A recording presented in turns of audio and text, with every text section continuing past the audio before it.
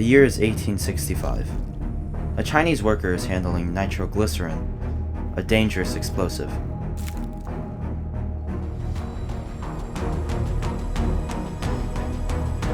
He places it in an opening and lights a fuse.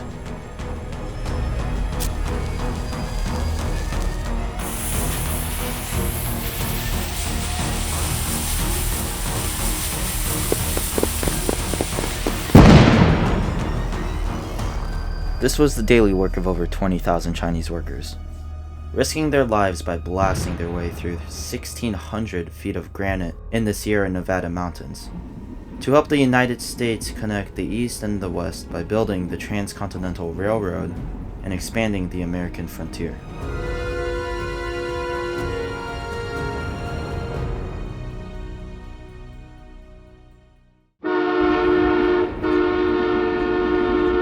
July 1st, 1862. In the midst of a civil war, President Abraham Lincoln signed the Pacific Railroad Act into law. It authorized the creation of two companies, the Central Pacific and the Union Pacific, to build the first transcontinental railroad. Lincoln said, "There's nothing more important before the nation than the building of the railroad to the Pacific." The Transcontinental Railroad was the first attempt to make an industrial speed connection between East and West. It was to be a 1,912-mile continuous railroad that connected the existing Eastern U.S. rail network at Council Bluffs, Iowa, with the Pacific Coast's San Francisco Bay. The journey from east to west would be less than a week, and it would open vast stretches of the west to new settlement.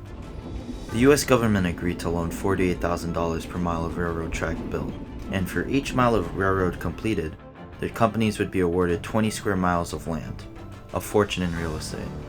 Hence, a race started to see who could build the most railroad tracks across the country. The Central Pacific broke ground on January 8, 1863. They encountered many obstacles, like how to get the material to build the railroad, and most importantly, how to get enough workers to actually do the work. As the work got harder, labor shortage became a major problem. In the spring of 1865, as Central Pacific was trying to get across the Sierra Mountains, chief contractor Charles Crocker proposed a controversial plan to bring on a 50-person crew of Chinese workers who had immigrated to California to mine for gold. At the time, in the early 1860s, the prevailing image of a Chinese man was someone effeminate, was small in physical stature. There was prevailing sentiment that the Chinese would not be the appropriate people to hire. But the crew proved them wrong by setting records for rail laying. It was kind of the last resort. Well, nobody else is willing to do this work, so we might as well try some Chinese. And then suddenly realized this is a workforce who can do it. Central Pacific hired all of the available Chinese in California they could, and even traveled to China's rural Guangdong province, which was in the midst of a civil war, to recruit more workers. Back in Guangdong in southern China, there was tremendous corruption. It was also a period of tremendous famine and poverty and natural disaster and political upheaval. Altogether, the Central Pacific Railroad hired an estimated 12,000 Chinese workers, some as young as 12. They sought work and fortune in a foreign land, and at one point they made up 90% of its total labor force. In the 1860s and 1870s, you have the full flourishing of anti-immigrant bias in the United States. Even though the Chinese proved themselves as invaluable workers, they experienced discrimination and racism. Chinese crews were routinely subjected to poor treatment. According to Central Pacific's own records, white workers earned $35 a month on top of full room, board, and equipment, whereas Chinese workers earned $30 a month and nothing else. Part of why they were mistreated is that there was a California law on the books, People v. Hall in 1854, that said Chinese can't testify against white people in court, which meant that if a white person had committed a crime, they could blame a Chinese person and couldn't be contradicted by that person in court. So it's part of what allowed the Chinese to be mistreated with impunity. In 1867, the Chinese workers waged a labor strike. It is, to the time, the largest collective work action we know of. The Chinese waged the strike, and we think it was in large part because they found out how little they were being paid compared to their white counterparts. They, in a mysteriously coordinated manner, managed to hold up work on the railroad for a number of days. The owners broke the strike eventually by starving them out, but in a sense they won because they proved that they could organize, and quietly, without attributing it to the strike, the owners managed to increase their pay. Despite the difficulties, the Chinese workers took on the most demanding challenge for Central Pacific, blasting tunnels through the Sierras. They would have to go through 15 mountains. When they reached the summit tunnel at Donner Pass, the pinnacle of the Sierras, at 7,200 feet of elevation, workers struggled to breathe while laying track. They needed to build a tunnel 20 feet high and go through 1,600 feet of granite. The work was estimated to take 3 years to complete. They completed the summit tunnel in 1 year, well ahead of schedule. What made them so effective and so productive was a unflagging work ethic. Once they signed up for a project, there was no stopping their commitment. One of the things is they only drank tea, they only drank boiled water. They didn't drink from mountain streams. And the white workers did drink from the mountain streams, and a lot of the time they were felled by dysentery. The combination of being diligent and healthy and working well together all mattered a lot. Despite the challenges, Chinese crews completed 690 miles of track.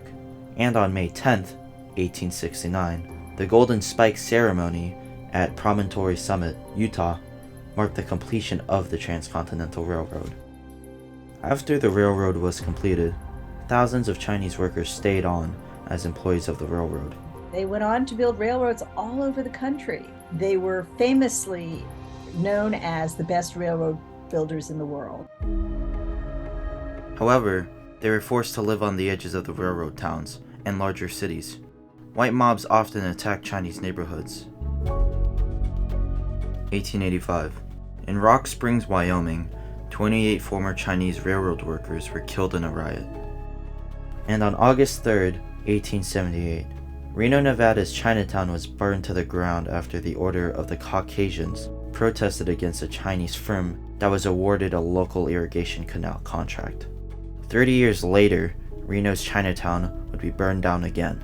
Unfortunately, the story of what happened to most of the Chinatowns in these small towns along the Sierra Nevada range was a pretty brutal story of repression and finally elimination of those Chinatowns. Ignoring the crucial role Chinese immigrants played in constructing the Transcontinental Railroad, Congress barred the Chinese from obtaining citizenship, and in 1882 passed the Chinese Exclusion Act, which prohibited further immigration for 10 years.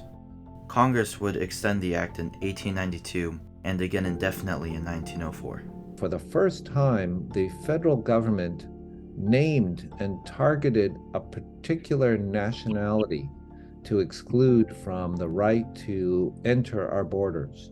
On the heels of that act were more discriminatory laws, including in many states a ban on marriage between a Chinese person and someone of non-Chinese descent. Today, anti-Asian and anti-Chinese sentiment still exists. The recent COVID-19 pandemic saw hate crimes and violence against Asians surge.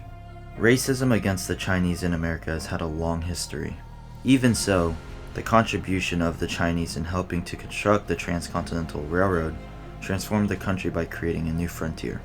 I think we can argue that the completion of the Transcontinental Railroad on the backs of and by the virtue of the Chinese workers was an instrumental part of unifying the country, especially East and West, helping make the United States what it is today.